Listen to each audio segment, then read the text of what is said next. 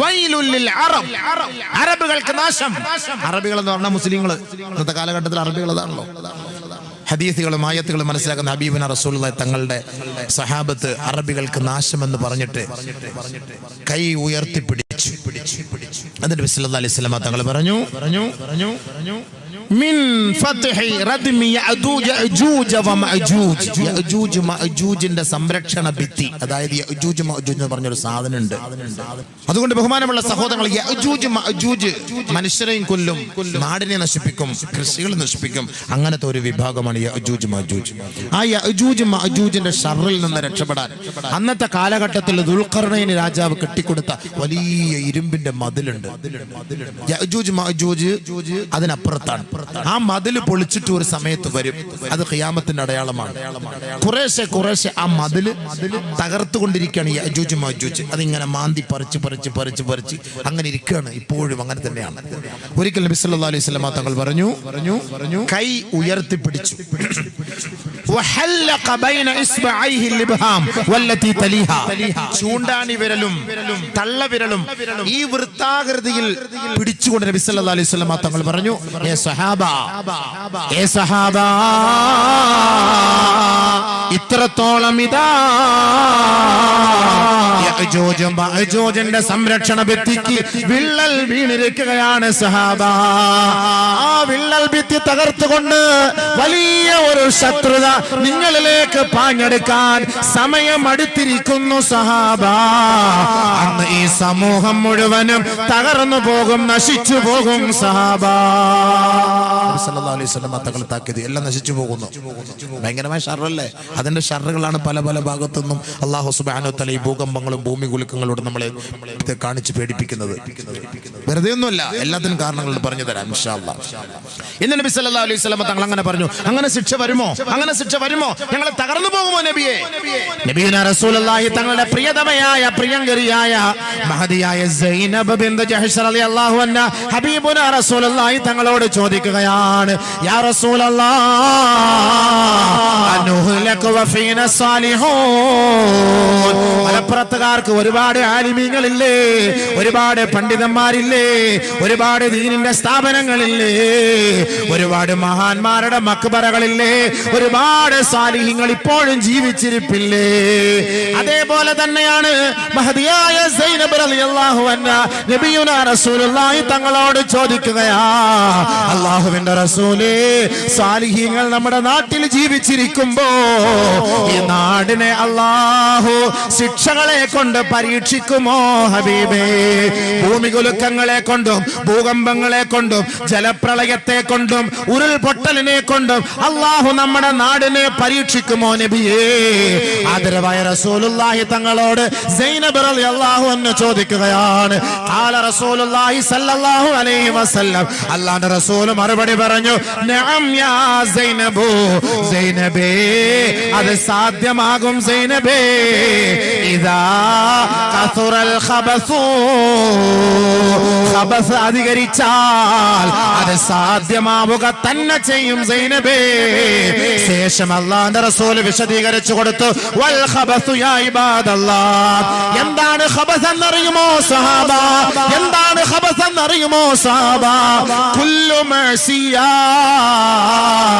വസിയല്ലാഹു ബിഹാ ഫിൽ ബഹരി ഔ ഫിൽ ബിലാദി ഔ ഫിൽ ലൈലി ഔ ഫിൻ നഹാർ. കടലിലും കരയിലും രാത്രിയും പകലിലുമായി എന്റെ സമൂഹം ചെയ്തു കൂട്ടുന്ന അനാചാരങ്ങളും അനാശാസ്യ പ്രവൃത്തികളുടെയും കാരണമായി ഏത് മഹാന്മാരും ആ നാട്ടിൽ ജീവിച്ചിരുന്നാലും അല്ലാഹുവിന്റെ ശിക്ഷ ഇറങ്ങാതെ ഇരിക്കുകയില്ല സൈനബേ. പറഞ്ഞ മനസ്സിലായോ? ഔലിയാക്കൾ ഉണ്ടാകട്ടെ, മഹാന്മാരുണ്ടാകട്ടെ, സാലിഹീങ്ങൾ ഉണ്ടാകട്ടെ, ആരുണ്ടായാലും നമ്മുടെ സമുദായം പിഴച്ചുപോയാൽ, അഹങ്കാരികളായാൽ, തെമ്മാടികളായാൽ, പടക്കം പൊട്ടിച്ച് കല്യാണത്തിന് പേക്കൂത്ത് കാണിക്കാൻ തയ്യാറായാൽ, ഡാൻസും ഡിജെയ്ക്കും തയ്യാറായാൽ, ഗാനമേള ഒപ്പനയ്ക്ക് തയ്യാറായാൽ അള്ളാഹുവിന്റെ ശിക്ഷ ആ നാട്ടിൽ ഔലിയാക്കൾ ഉണ്ടായാലും മഹാനായ ഖുത്ബുസ്സമാൻ റളിയല്ലാഹു അൻഹുവിന്റെ നാമധേയത്തിൽ അറിയപ്പെടുന്ന ഈ മണ്ണാണ്, ഈ പരിപാടി, ഈ സമ്മേളന നഗരി ആ മഹാനുഭാവന്റെ പേരിലാണ് അറിയപ്പെടുന്നതെങ്കിൽ ആ ഖുത്ബുസ്സമാൻ ഇന്ന് ഈ കാലത്ത് ജീവിച്ചിരുന്നാലും തോന്നിയ മാസം കൂടിയാൽ അള്ളാഹുവിന്റെ ശിക്ഷ ഇറങ്ങുമെന്ന് നബിയുനാ റസൂലുള്ളാഹി അള്ളാഹു റസൂൽ പറഞ്ഞതാണ്. തോന്നിയ മാസം കൂടിയാൽ അള്ളാഹുവിന്റെ റസൂൽ പറഞ്ഞ വാക്ക് അവിടെ ശിക്ഷ ഇറങ്ങും. അതുകൊണ്ട് നമ്മുടെ നാട്ടിൽ ശിക്ഷ ഇറങ്ങൂല എന്ന് പേടിക്കണ്ട, ശിക്ഷ ഇറങ്ങൂല എന്ന് സന്തോഷിക്കണ്ട. ചിലപ്പോൾ ഇറങ്ങാൻ സാധ്യതയുണ്ട്. അള്ളാഹ് കാത്തിരക്ഷിക്കട്ടെ, അള്ളാഹ് കാത്തിരക്ഷിക്കട്ടെ. ഇറങ്ങാനുള്ള കാരണം എന്തേ? ഇറങ്ങാനുള്ള കാരണം എന്തേ? അത് പഠിക്ക്. ഹദീസ് പറഞ്ഞ വാക്കാണ്, ഖുർആന്റെ വാക്കാണ്. ഇറങ്ങാനുള്ള കാരണം എന്താണ്? ഒരിക്കൽ നബിയുനാ റസൂലുള്ളാഹി സ്വല്ലല്ലാഹു അലൈഹി വസല്ലമ തങ്ങൾ പറയുകയാണ്, യബീതു ഖൗമുൻ മിൻ ഹാദിഹിൽ ഉമ്മ അലാ ശുർബിൻ വതുഅമിൻ വലഹുവിൻ വലഅബിൻ. എന്റെ ഉമ്മത്തുകൾ, എന്റെ സമുദായം രാത്രി ഉറങ്ങാൻ കിടക്കുമ്പോൾ തിന്നും കുടിച്ചും കളിച്ചും രസിച്ചുമാണ് അവർ ഉറങ്ങുക. പോലെ ശ്രദ്ധിക്കണം. ഹദീസ് നബിയുനാ റസൂലുള്ളാഹി തങ്ങൾ പറഞ്ഞ വാക്കാണ്. രാത്രി നമ്മൾ ഉറങ്ങുമ്പോൾ ഈ 4 പണി നമ്മൾ എടുക്കാറുണ്ട്. ഒന്ന്, തിന്നുക, കുടിക്കുക.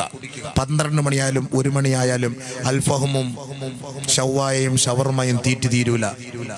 തിന്നോ, തീർക്കോ. 12 മണിക്കും 1 മണിക്കും കബ്സ, മട്ടൻ കബ്സ, ചിക്കൻ കബ്സ, ഇത് തിന്നിട്ട് ഇങ്ങനെ മട്ടനും കുട്ടനും തിന്ന് 12, 11, 1 മണി, 2 മണി വരെ കടകൾ നോക്കിയാൽ തീറ്റിയോടെ തീറ്റിയാണ്. ചെറുപ്പക്കാർ, പിള്ളേരെല്ലാം, കുട്ടികളൊക്കെ പോയിരുന്ന് തിന്നുന്നത് കാണാം രാത്രി 12 മണിക്ക്. എന്നിട്ട് നബി സല്ലല്ലാഹു അലൈഹി വസല്ലം തങ്ങൾ പറഞ്ഞു, അലാ ലഹുവിൻ വലഅബിൻ, കളിയിലും ചിരിയിലുമാണ് അവർ ഉറങ്ങുക. അല്ലേ? ഫുട്ബോൾ കളി, ക്രിക്കറ്റ് കളി, വാട്സപ്പ് കളി, ഫേസ്ബുക്ക് കളി, അല്ലാത്ത കളി. ഈ കളിയല്ല രാത്രി 3 മണി വരെ, 4 മണി വരെ. ലാസ്റ്റ് സീൻ നോക്ക്. 12:50, 1:50, 2:50, 2:11, 3:11. ലാസ്റ്റ് സീൻ നോക്ക്, പരിശോധിച്ച് നോക്ക്. രാത്രി ഉറങ്ങുന്നത് നബി തങ്ങൾ പറഞ്ഞ വാക്കാണ്.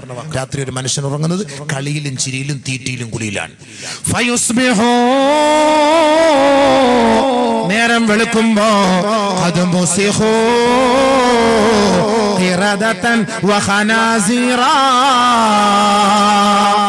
രാവിലെയാകുമ്പോ അവരുടെ കോലം മറിക്കപ്പെട്ട അവസ്ഥയിലായിരിക്കും നബിയുനാ റസൂലുള്ളാഹി.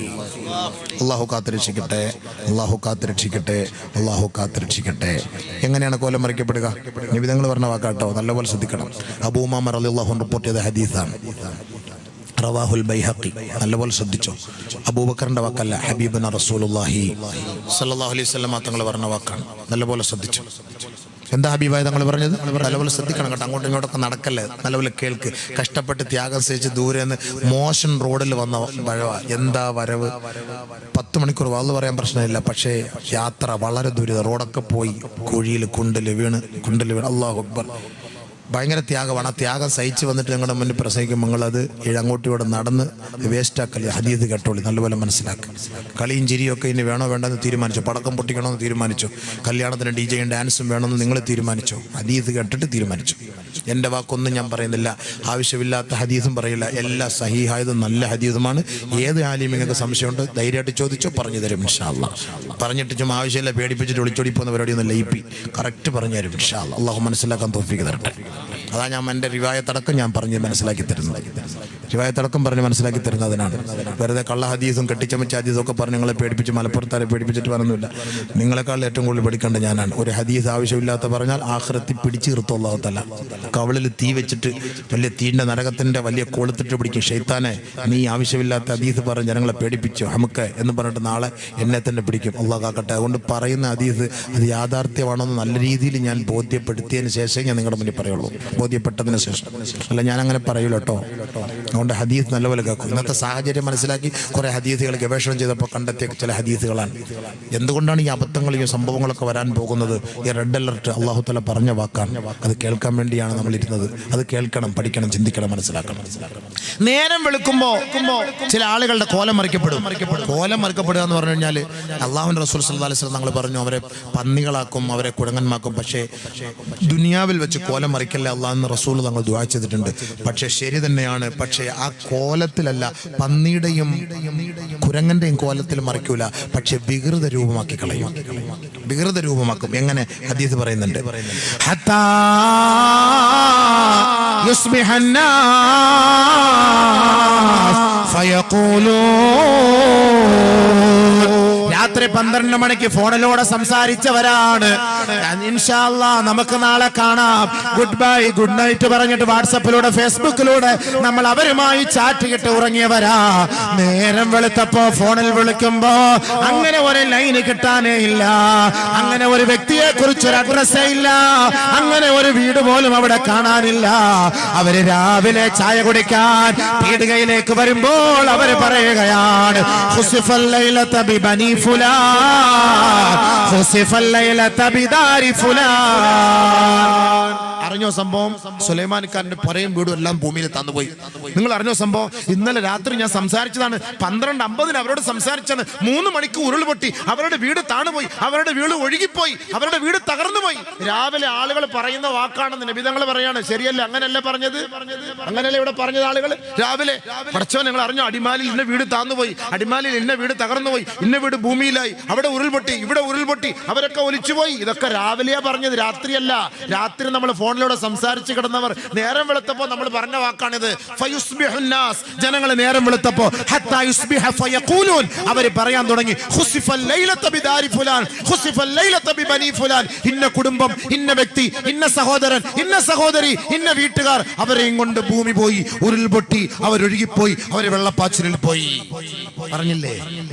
നബി സല്ലല്ലാഹു അലൈഹി വസല്ലം തങ്ങൾ പറഞ്ഞ വാക്കാ. പറഞ്ഞില്ലേ? നമ്മളൊക്കെ പറഞ്ഞു, എല്ലാവരും പറഞ്ഞു, ഇവരൊഴുകിപ്പോയി, ഇവരൊഴുകിപ്പോയി, അവരൊഴുകിപ്പോയി, ഇവരൊഴുകിപ്പോയി.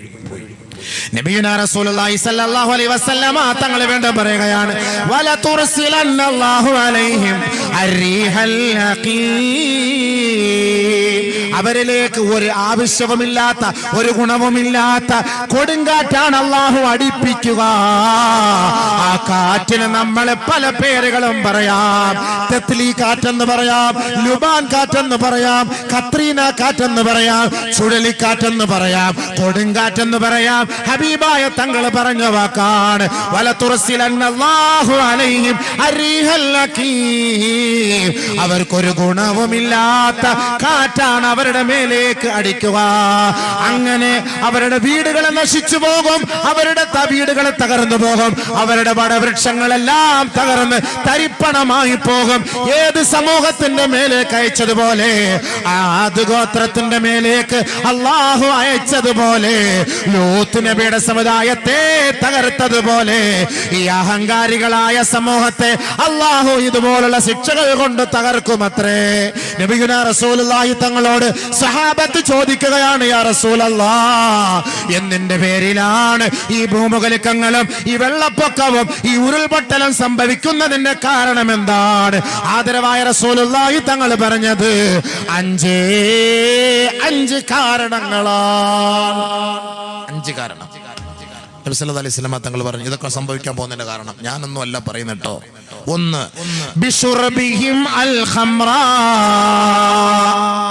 കഞ്ചാവ്, തമ്പാക്കു, മദ്യം അമിതമായി ഉപയോഗിക്കുന്ന ഒരു കാലം വരും.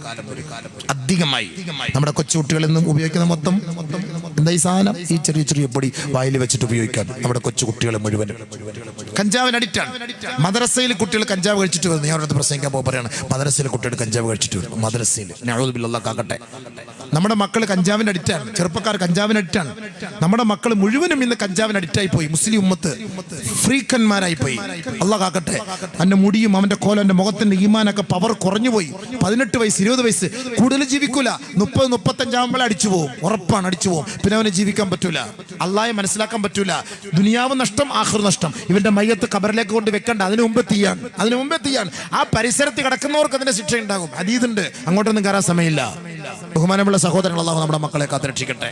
അല്ലാഹു നമ്മുടെ മക്കളെ കാത്തുരക്ഷിക്കട്ടെ. നമ്മുടെ മക്കൾ എവിടെയെങ്കിലും ബാറിൽ കിടന്ന് ചാവുന്നത്, വഴിയോരങ്ങൾ കിടന്ന് ചാവുന്നത്, കഞ്ചാവ് കഴിച്ചിട്ട് വെള്ളം അടിച്ചിട്ട് ചത്ത് കിടക്കുന്നത് ഞാനും നിങ്ങൾക്കും കാണാൻ ഇഷ്ടമുണ്ടോ? ഒരിക്കലുമില്ല. എൻ്റെ മകന്റെ മയ്യത്ത് നമസ്കരിക്കുമ്പോൾ അല്ലാഹുവേ അവന്റെ മുഖം ചിരിച്ചു കിടക്കണം. അതല്ലാതെ പല്ല് കറുത്തിട്ട്, പല്ല് പായൽ പിടിച്ചതുപോലെ പല്ല് മഞ്ഞിച്ച് ചുണ്ടൊക്കെ ഒരുമാതിരി കറുത്ത് ഇരുണ്ട് ആ ഒരു പേക്കോലത്തിൽ എൻ്റെ മകന്റെ മയ്യത്ത് കാണേണ്ട ദുർഗതി എനിക്കുണ്ടാകല്ലേ അല്ലാ എന്ന് ദുആ ചെയ്യണം. നബിയുനാ റസൂലുള്ളാഹി തങ്ങൾ പറഞ്ഞു, ഒരു കാലഘട്ടം വരും, അന്ന് ഇഷ്ടം പോലെ യഥേഷ്ടം മദ്യം കിട്ടും, കഞ്ചാവ് കിട്ടും. ആ കഞ്ചാവ് അധികരിക്കുന്ന കാലത്ത് ഓർത്തോ, അന്ന് ഭൂകമ്പവും ഭൂമികുലുക്കവും വെള്ളപ്പൊക്കവും ഉണ്ടാവും. നബിയുനാ റസൂലുള്ളാഹി കൊടുങ്കാറ്റുണ്ടാവും. ഹദീസ് ഓതിട്ടാ പറയുന്നത്, ശരിയല്ലേ? പെട്ടിക്കടയിൽ ഇപ്പൊ മദ്യം കിട്ടും, പെട്ടിക്കടയിൽ കിട്ടും. കുട്ടികള്, മുസ്ലിം കുട്ടികള്. ബാക്കിയുള്ളവരുടെ കാര്യം നമ്മൾ ചർച്ച ചെയ്യേണ്ട കാര്യമില്ല, നമ്മുടെ കൗമിന്റെ കാര്യം നമ്മൾ പറഞ്ഞാൽ മതി. അള്ളാഹുവിന്റെ റസൂൽ നിരോധിച്ചല്ലേ, അള്ളാഹ് നിരോധിച്ചല്ലേ. എന്തിനു കുടിക്കണം? നിന്റെ കുട്ടികൾ കുടിച്ചാൽ നമുക്ക് വാപ്പ ഉമ്മാരെന്നറിയോ?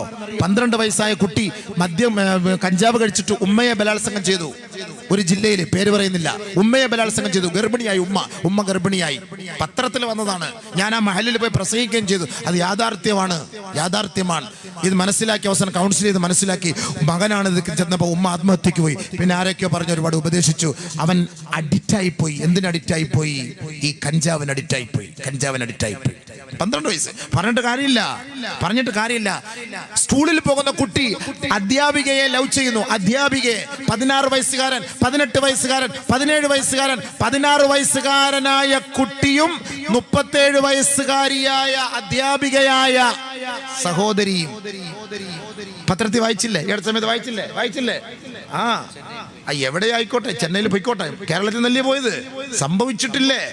അല്ലേ ഹബീബേ? നിങ്ങളോട് പറയണം. ഞാൻ മാത്രം പറഞ്ഞ ആവശ്യമില്ലാത്ത അയാൾ പറയുന്നെന്ന് പറയും. നിങ്ങളോട് പറഞ്ഞാൽ എനിക്കൊരു ഉറപ്പായി. ഞാനാണ് മുൻഗണനയ്ക്ക് 2 സൈഡ് ഇരുത്തിയേക്കുന്നത്, റക്കീബ് എത്തിയത്. നിങ്ങൾ പറയണ്ടേ? അല്ല, ഞാൻ മാത്രം പറഞ്ഞിട്ട് കാര്യമില്ലല്ലോ. ഞാൻ മാത്രം പറഞ്ഞാൽ ശരിയാവില്ല. നിങ്ങളോട് പറഞ്ഞെങ്കിൽ ഓക്കെ, ഒന്ന് തലയാട്ടണം, അല്ലേ? തലയാട്ടണം. പത്രം വായിക്കുന്നുണ്ടോ ഇല്ലെന്ന് അറിയണം. നമ്മൾ മനസ്സിലാക്കണത് 2 കേസാണ് വന്നത് കേരളത്തിൽ നിന്ന്. 16 വയസ്സ് 38 വയസ്സ്. എന്ത് യോജിപ്പ് അതിനകത്തുള്ളത്? അല്ലേ? ആനയുടെ പുറത്ത് അണ്ണാൻ കയറിയത് പോലെ ഇരിക്കും. എന്താ ഈ സംഭവം? ഇതുകൊണ്ട് എന്തപ്പാ ഫായിദയുള്ള? അല്ല, ചിന്തിച്ച്. അധ്യാപിക പഠിപ്പിക്കാൻ പോകുന്ന അധ്യാപികയാണല്ലോ. ഈ അധ്യാപികയായിട്ട് എന്ത് ബന്ധാ കുട്ടിക്ക്? എന്താ ബന്ധം? ഒന്ന് ആലോചിച്ച് നോക്ക്. എന്താ നബിയുനാ റസൂൽ എല്ലാം മറ്റേത് സാധനം കയറി അങ്ങോട്ട് കെറുങ്ങിക്കഴിഞ്ഞാൽ വാപ്പാര്, ഉമ്മാര്, ഗുരുനാഥയാര്, അധ്യാപകനാര് പോയി, എല്ലാം തകർന്നു. അല്ലാഹുവിന്റെ റസൂൽ പറഞ്ഞ വാക്കാണ്. ഒന്ന് അത് അധികരിക്കൽ. വേറെ ഹദീസ് കേട്ടോ, വേറെ ഹദീസ് പറഞ്ഞുതരാം. ഒരു ഹദീസ് വരുമ്പോൾ അടുത്ത ഹദീസ് ഓർമ്മ വരും. അപ്പൊ നമുക്ക് പെട്ടെന്ന് അതിലേക്ക് കടക്കാൻ പറ്റും, മനസ്സിലാക്കാൻ പറ്റും. അനസ് റളിയല്ലാഹു തആല അൻഹും സഹാബാക്കളും ആയിഷ ബീവിയുടെ അരികിലേക്ക് കടന്നു വരികയാണ്. മഹദിയായ ആയിഷ ബീവിയോട് ചോദിക്കുകയാ, യാ ഉമ്മൽ മുഅ്മിനീൻ ഹദ്ദിസ്നി അനി സൽസല. ഉരുൾപൊട്ടലുണ്ടാകാനുള്ള കാരണമെന്തേ? ഭൂമികുലുക്കമുണ്ടാകാനുള്ള കാരണമെന്തേ? വെള്ളപ്പൊക്കമുണ്ടാകാനുള്ള കാരണമെന്തേ? മഹദി അവர்களെ നിങ്ങളൊന്ന് പറഞ്ഞു തരുമോ? അനസ് റളിയല്ലാഹു അൻഹു ആയിഷ ബിയോട് ചോദിക്കാൻ. ആയിഷ റളിയല്ലാഹു അൻഹ പറഞ്ഞ മറുപടി കേൾക്കണോ? അതാ കേട്ടോ, കോടതിയിൽ നിന്ന് വിധിയ. കാലത്ത് ആയിഷ റളിയല്ലാഹു തആല അൻഹ പറയുകയാണ്, ഇദസ്തബാഹു അസ്സിനാ വശുരിബത്തിൽ ഖുമൂർ വളുരിബു ബിൽ മആസിഫി ഗാറല്ലാഹു ഫീ സമാഇഹി فقال الله للأرض تزلزلي بهم فإن تابوا ونزعوا وإلا فأهدمها عليهم. ഭൂമികുലുക്കുണ്ടാകാനുള്ള കാരണം നല്ല പോലെ കേട്ടോ. മഹദിയായ ആയിഷ ബീവി പറയുകയാണ്, 3 കാരണങ്ങളാണ് മഹദി അവർകൾ സഹാബാക്കളോട് പറഞ്ഞത്. ഒന്ന്, ഇദസ്തബാഹു അസ്സിനാ, വിവാഹേതര ബന്ധം അനുവദിക്കപ്പെടുന്ന ഒരു കാലം വന്നാൽ. വന്നോ ഉറക്കപ്പറ വന്നെന്ന്. വന്നോ ബീവേ?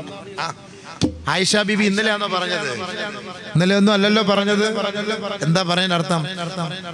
നബി സല്ലല്ലാഹു അലൈഹി വസല്ലം സുപ്രീം കോടതി അനുമതി, വിവാഹേതര ബന്ധം ഏത് വീട്ടിൽ ഇപ്പം പോയി ആർക്കും എന്തും ചെയ്യാം, ചോദിക്കാൻ പറ്റില്ല. ഇനി മുസ്ലിയാർ പിടിപ്പിച്ചു, തങ്ങൾ പിടിപ്പിച്ചു എന്നും പറഞ്ഞ് പരാതിയായിട്ട് വരരുത്.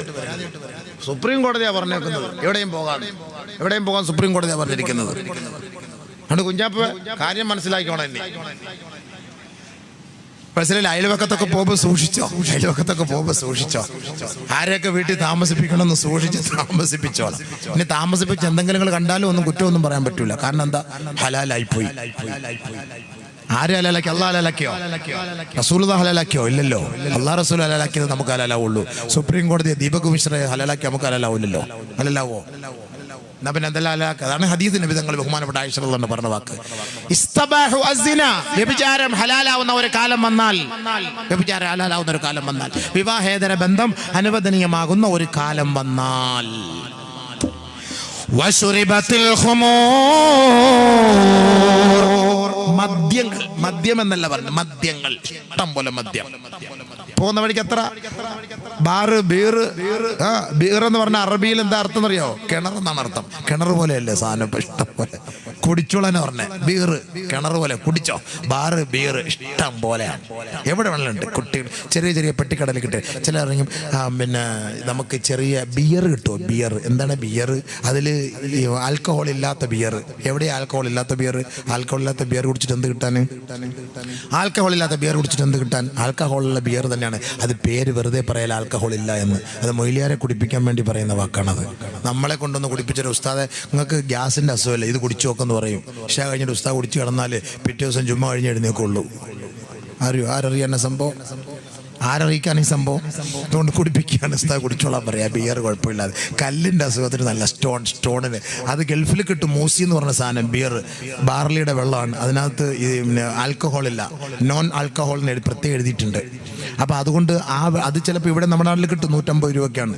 150 രൂപ 125 റുപ്യൊക്കെ അതിനാവും. പക്ഷേ നമ്മൾ മനസ്സിലാക്കേണ്ടത് എന്താണ്? നമ്മുടെ കടകളിൽ നിന്ന് ബിയർ എന്ന് പറഞ്ഞ സാധനം വിൽക്കുന്നുണ്ട്. അത് നമ്മുടെ ചെറുപ്പക്കാരൊക്കെ ഉപയോഗിക്കുന്നുണ്ട്, നമ്മുടെ കുട്ടികളൊക്കെ ഉപയോഗിക്കുന്നുണ്ട്. സൂക്ഷിക്കണം, അത് ശ്രദ്ധിക്കണം. അത് ഹലാൽ ബിയറല്ല. 2-3 കുപ്പിയുടെ ഫോട്ടോ വന്നു, അതിലെഴുതിയിരിക്കുന്നു ഹലാൽ. ആ കുപ്പിക്കകത്ത് എഴുതിയിരിക്കുന്നു ഹലാൽ. ബിയറിന്റെ കുപ്പിയിൽ ഹലാൽ. എന്താ ഹബീബേ? ഇനി പെണ്ണുങ്ങളുടെ നെറ്റിൽ എഴുതി വെക്കും ഹലാൽ. വന്നോളി ഹലാൽ. വാ യാ അല്ലാഹ്, ഹലാൽ. അല്ലെങ്കിൽ കാലം എല്ലാം ഹലാലിന്റെ കാലമല്ല, എല്ലാം ഹലാലാക്കല്ലേ.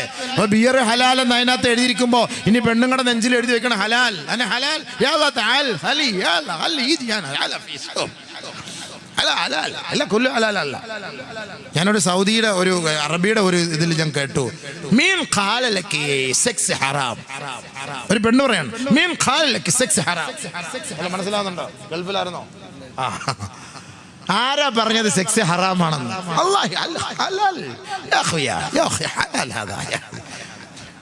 ഒടുക്കത്തെ ഹലാലവളെ വലിച്ചു കീറേണ്ട സമയം കഴിഞ്ഞില്ലേ? അപ്പൊ ഈ ഹലാൽ എന്നുള്ള ഈ വാക്കൊക്കെ വെച്ചിട്ടായിരിക്കും ഗൾഫിലൊക്കെ പോകുമ്പോൾ ഇത്തിരി ഹലാലെന്ന് പറഞ്ഞ് തോണ്ടാൻ പോണത്. എനിക്ക് തോന്നുന്നതാണ് ഈ ഹലാലിന്റെ പത്വം വെച്ചിട്ടായിരിക്കും. ചെയ്യുന്ന അമൽ അള്ളാന്റെ പൊരുത്തത്തിന് വേണ്ടി, അള്ളാന്റെ തൃപ്തിക്ക് വേണ്ടിയാണ്. അതാണ് നമ്മൾ കൈകെട്ടിട്ട് വജ്ജഹത്തും എന്താ പറയാ?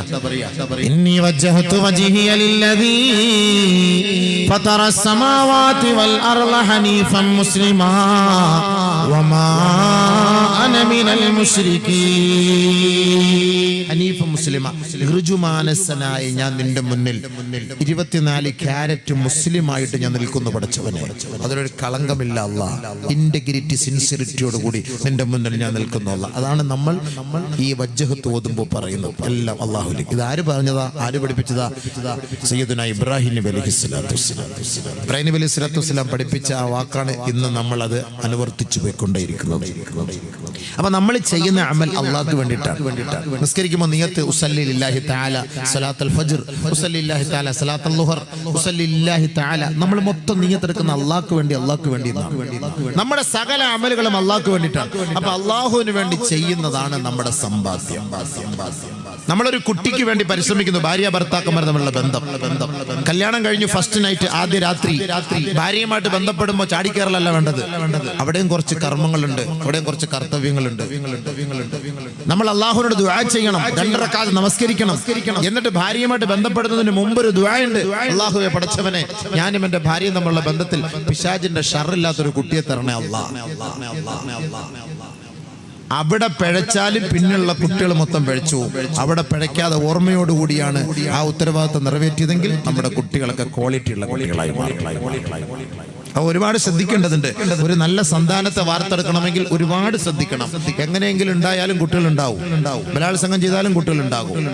കുട്ടികൾ ഉണ്ടാകലല്ല വിഷയം, ഉള്ള കുട്ടി ക്വാളിറ്റി ഉള്ള കുട്ടിയായിരിക്കണം. അതാണ് നമുക്ക് വേണ്ടത്. അതുകൊണ്ട് ബഹുമാനപ്പെട്ട ഇബ്രാഹിം നബി അലൈഹി സ്വലാത്തു വസ്സലാം വർഷങ്ങൾക്ക് മുമ്പ് ദുആ ചെയ്ത ഒരു ദുആയുണ്ട്, എന്റെ കുട്ടി ആരായിരിക്കണം, എങ്ങനെയായിരിക്കണമെന്ന്. وإذ قال إبراهيم رب اجعل هذا البلد آمنا واجنبني وبني أن نعبد الأصنام.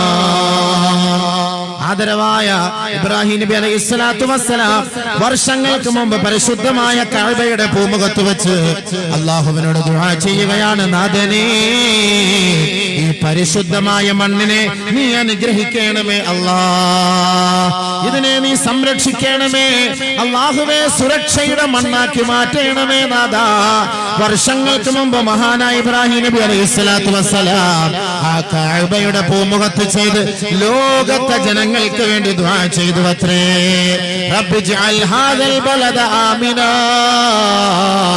ഈ മണ്ണിനെ നീ സുരക്ഷയുള്ള മണ്ണാക്കി മാറ്റണേ, നിർഭയത്വമുള്ള മണ്ണാക്കി മാറ്റണേ അല്ലാഹ്. അതോടുകൂടി മഹാനവറുകളുടെ ദുആ പൂർത്തീകരിച്ചില്ല, അവസാനിപ്പിച്ചില്ല. വീണ്ടും ദുആ ചെയ്യുകയാണ്, വജ്നുബ്നി വബനിയ അൻ നഅബുദൽ അസ്നാം. അല്ലാഹുവേ എന്നെയും എന്റെ സന്താന പരമ്പരകളെയും പിശാചുകളുടെ ദുർമൂർത്തികളുടെ ബഹുദൈവ ആരാധകരിൽ നിന്ന് നീ സംരക്ഷിക്കണമേ അല്ലാഹ്. ഇബ്രാഹിം നബി അലൈഹി സ്വലാത്തു വസ്സലാമിന്റെ ദുആ നല്ലപോലെ ശ്രദ്ധിക്കണം. 5000 വർഷങ്ങൾക്ക് മുമ്പ് ചെയ്ത ദുആ, മഹാനായ നബിയുനാ റസൂലുള്ളാഹി സ്വല്ലല്ലാഹു അലൈഹി വസല്ലം വരുന്നതിന് മുമ്പേ ചെയ്ത ദുആ. എന്താ ചെയ്തത്? എന്റെ മക്കളെ നീ നന്നാക്കണേ അല്ലാഹ്. എന്തിനാ ഈ മക്കളും കഅബയായിട്ട് എന്താ ബന്ധം? ഈ മക്കളും കഅബയായിട്ട് എന്താ ബന്ധം? എന്തിനാ മക്കളെ മദ്രസയിൽ പറഞ്ഞു വിടുന്നത്?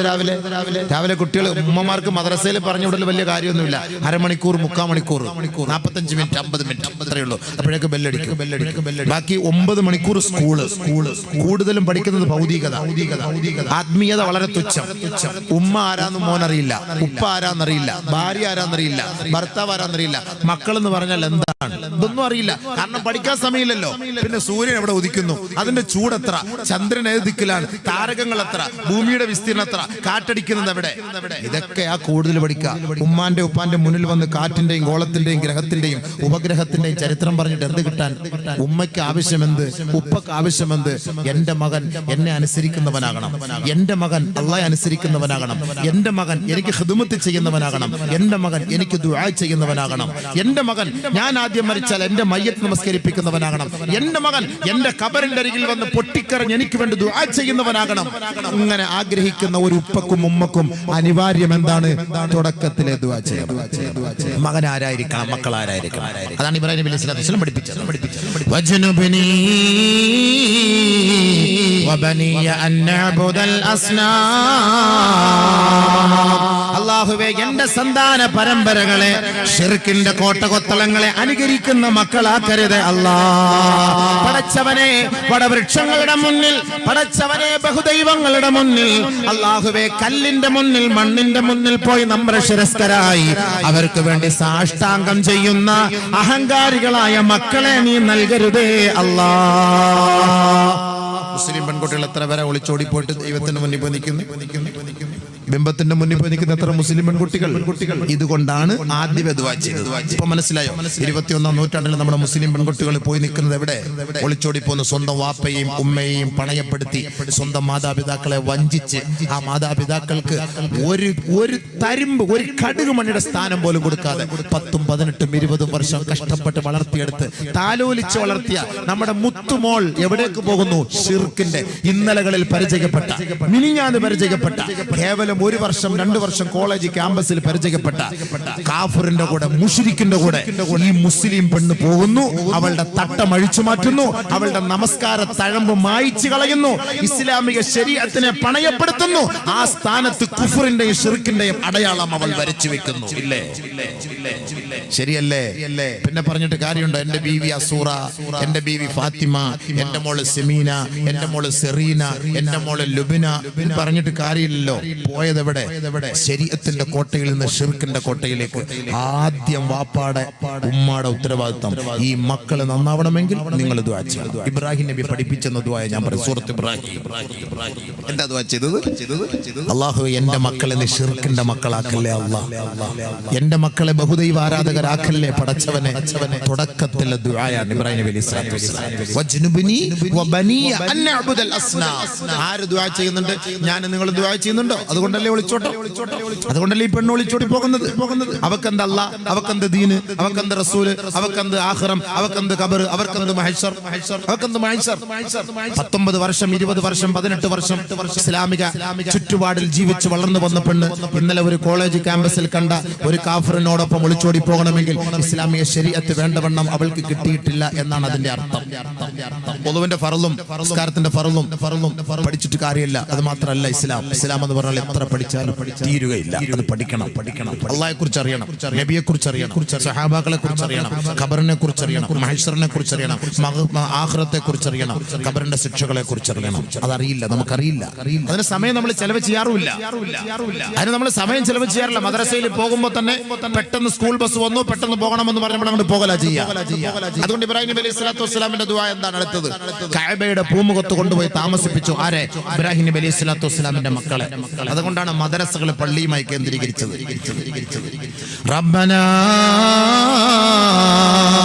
ലിയുഖീമുസ്സിന്നി അസ്കൻതു മിൻ ദുർരിയതി ബിവാദ് ഗൈരി ദീ സർഇൻ ഇൻദ ബൈതികൽ മുഹറം റബ്ബനാ ലിയുഖീമുസ്സലാഹ് റബ്ബനാ ലിയുഖീമുസ്സലാഹ്. അല്ലാഹുവേ, നാഥനേ, പടച്ചവനെ, എന്റെ കുടുംബത്തെ, എന്റെ കുടുംബിനിയെ, എന്റെ സന്താനത്തെ നിന്റെ പരിശുദ്ധമായ കഅബയുടെ പൂമുഖത്ത് ഞാൻ താമസിപ്പിച്ചിരിക്കുകയാണ് അല്ലാഹ്. എന്റെ മക്കളെ കൊണ്ട് ഞാൻ താമസിപ്പിച്ചത് ഇവിടെ തിയേറ്ററിലല്ല, ബാറിലല്ല, റിസോർട്ടിലല്ല, ഹോട്ടലിലല്ല, ആരാമത്തിലല്ല, മോട്ടലിലല്ല, വലിയ വലിയ സൂപ്പർ സ്പെഷ്യാലിറ്റി ഹോസ്റ്റലിൽ ഒന്നുമല്ല. പിന്നെ എന്റെ മകനെ ഞാൻ എവിടെയാണ് താമസിപ്പിച്ചത്? ഇൻദ ബൈതികൽ മുഹറം, നിന്റെ പരിശുദ്ധമായ കഅബയുടെ പൂമുഖത്താണ് റബ്ബേ. എന്തിനാണ് അല്ലാഹു സുബ്ഹാനഹു വ തആലയുടെ ആ കഅബയുടെ പൂമുഖത്ത് കൊണ്ടുപോയി ഇബ്രാഹിം നബിയുടെ മക്കളെ താമസിപ്പിച്ചത്? എന്തിനാ താമസിപ്പിച്ചത്? അവിടെ കഅബയിൽ കൊണ്ടുപോയി താമസിപ്പിച്ചത് എന്തിനാണ്? പള്ളിയുടെ തിരുമുറ്റത്ത് താമസിപ്പിച്ചത് എന്തിനാണ്? അതിന്റെ ആവശ്യം എന്താ? റബ്ബനാ ലിയുഖീമുസ്സലാഹ്, അവർ നിന്നെ അറിയാനാണ് നാദാ, അവർ നമസ്കാരമുള്ളവരാണ് നാദാ, അവർ നോമ്പെടുക്കാനും ഇബാദത്ത് ചെയ്യാനും സ്വർഗത്തിന്റെ അഹ്ലുകാരനാകാനുമാണ് എന്റെ മക്കളെ ഞാൻ കഅബയുടെ പൂമുഖത്ത് താമസിപ്പിച്ചത് റബ്ബേ. ഇബ്രാഹിം നബി അലൈഹി സ്വലാത്തു വസ്സലാമിന്റെ ദുആ. അല്ലാഹുവിന്റെ മക്കളായി, അല്ലാഹുവിന്റെ അടിയാറുകളായി, നമ്മുടെ ദീനിന്റെ അഹ്ലുകാരായി മാറണമെങ്കിൽ അതുമായി ബന്ധപ്പെട്ട സ്ഥലത്ത് മക്കളെ താമസിപ്പിച്ചെങ്കിൽ സാധ്യമാകും, ഇല്ലെങ്കിൽ സാധ്യമാവില്ല. കോളേജ് ക്യാമ്പസുകളിലും ഹോസ്റ്റലിലൊക്കെ നമ്മുടെ മക്കളെ, ഇന്നൊരു വാട്സപ്പിൽ വന്നു, മംഗലാപുരം ഹോസ്റ്റലില്, മംഗലാപുരത്ത് ഒരു സ്കൂളിൽ വലിയ പരിപാടി നടക്കുന്നു. അതിൽ പർദ്ദയിട്ട് നിഖാബിട്ടിട്ട് പെണ്ണുങ്ങളാടുന്നു. പർദ്ദയും നിഖാബും ഇട്ടിട്ട് പെണ്ണുങ്ങളാടുന്നു. കൂട്ടത്തിൽ അപ്പുറത്ത് ആണുങ്ങളും ആടുന്നു. ബഹുമാനമുള്ള സഹോദരൻ, നമ്മൾ വിചാരിക്കും ഇതൊക്കെ ഫേക്ക് ന്യൂസ് ആണെന്ന്. എല്ലാം അങ്ങോട്ട് ഫേക്കായിട്ട് നമ്മൾ തള്ളിക്കളയണ്ട. മംഗലാപുരമായിട്ട് ഒരുപാട് ബന്ധം എനിക്കുണ്ട്. കർണാടകത്ത് ഒരുപാട് അടുത്ത് പ്രസംഗിക്കാൻ പോകുന്ന ആളാണ്. അവിടുത്തെ ആളുകൾ എനിക്ക് അപ്പോഴെപ്പോഴേ മെസ്സേജ് തരും, ഇത് യാഥാർത്ഥ്യമാണ്, ഇത് ശരിയാണ്. അവിടെയൊക്കെ ഓരോ വ്യക്തികളുണ്ട്, അപ്പോഴേ വിളിച്ചു പറയും യാഥാർത്ഥ്യമാണ്, ഇത് ശരിയാണ്. ഞാൻ നിങ്ങൾ നമ്മുടെ മക്കളെ പഠിപ്പിക്കുമ്പോൾ പിറകിൽ ആരെങ്കിലും പോകാറുണ്ടോ? എന്റെ മകൾ സ്കൂളിലേക്കാണ് പോകുന്നത്, എന്റെ മകൾ കോളേജിലേക്കാണ് പോകുന്നത്. ഞാനും മനസ്സിലാക്കുന്നില്ല, നിങ്ങൾ മനസ്സിലാക്കുന്നില്ല. രാവിലെ ഒരുക്കി മക്കളെ കയറ്റിവിടും. അവൾ പോകുന്നത് എവിടെയാണ്? വൈകിട്ട് 5 മണിക്ക് 6 മണിക്ക് തിരിച്ചു വരും. സ്കൂളിൽ ഒന്ന് വിളിച്ചു നോക്കാറുണ്ടോ? വാപ്പ, നിന്റെ ഉത്തരവാദിത്തം എന്ത്? ഉമ്മ, നിങ്ങളുടെ ഉത്തരവാദിത്തം എന്ത്?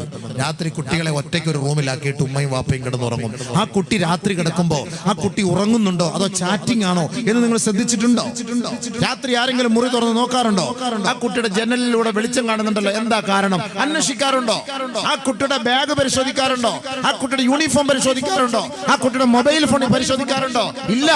ഈ കുട്ടികൾ പിഴച്ചു പോകാൻ പൂർണ്ണ ഉത്തരവാദിത്വം ഈ വാപ്പയും ഈ ഉമ്മയും തന്നെയാണ്. അതിൽ യാതൊരു സംശയവുമില്ല, യാതൊരു സംശയമില്ല.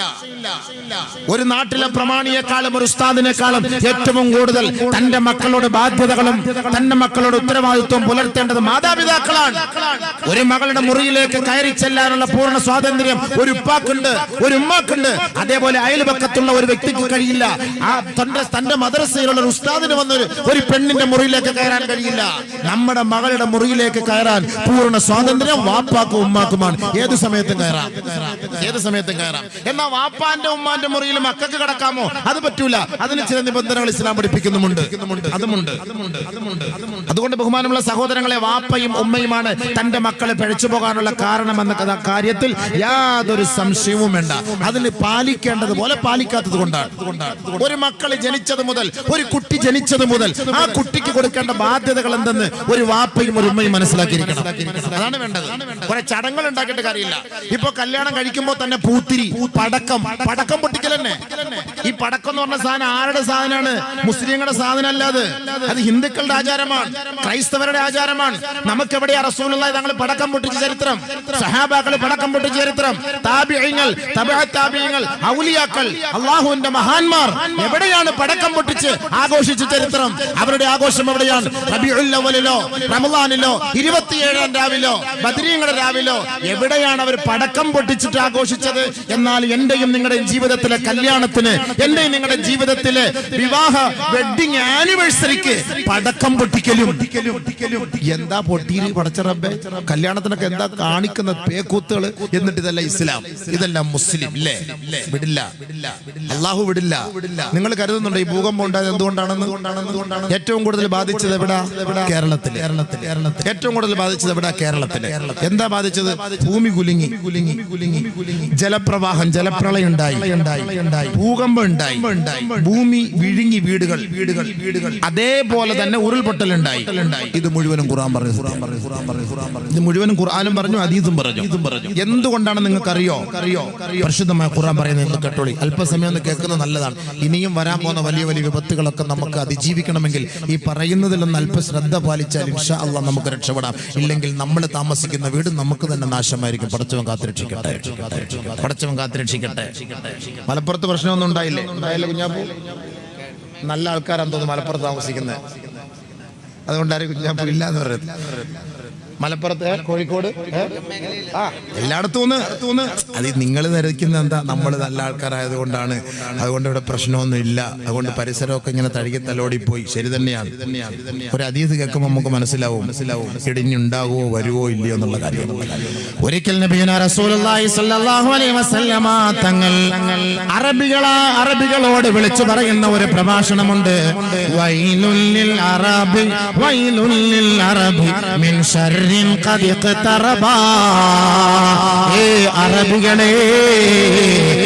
ഏതാനും ദിവസങ്ങൾക്കുള്ളിൽ, ഏതാനും മാസങ്ങൾക്കുള്ളിൽ, ഏതാനും മണിക്കൂറുകൾക്കുള്ളിൽ നിങ്ങളെ ഒരാപത്തിതാ പിടികൂടാൻ പോവുകയാണ്.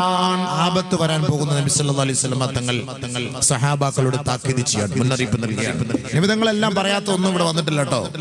ഇന്നിവിടെ നടന്ന സംഭവം മുഴുവനും ഹദീസിന്റെ ഖുർആനിന്റെ വീക്ഷണത്തിൽ പരിശോധിച്ചാൽ കാണാം. ഇവിടുത്തെ വെള്ളപ്പൊക്കം, ഇവിടെ നടക്കാൻ പോകുന്നു, ഇനി വരാൻ എല്ലാം ഉണ്ട്.